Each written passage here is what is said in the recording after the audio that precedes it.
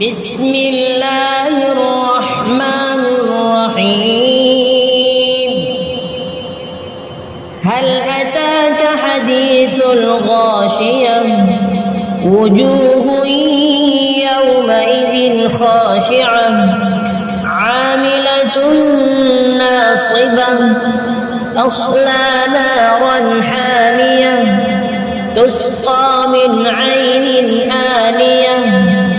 ليس لهم طعام إلا من ضريع لا يسمن ولا يغني من جوع وجوه يومئذ ناعمة لسعيها راضية في جنة عالية لا تسمع فيها لاغية فيها عين جارية فيها سرر مرفوعة وأكواب موضوعة ونمارق مصفوفة وزرابي مبثوثة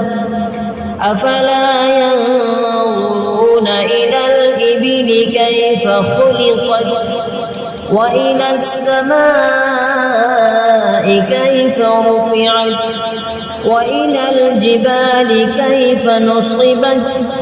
وإلى الأرض كيف سطحت فذكر إنما أنت مذكر لست عليهم بمسيطر إلا من تولى وكفر فيعذبه الله العذاب الأكبر إن إلينا إيابهم ثم إن علينا حسابهم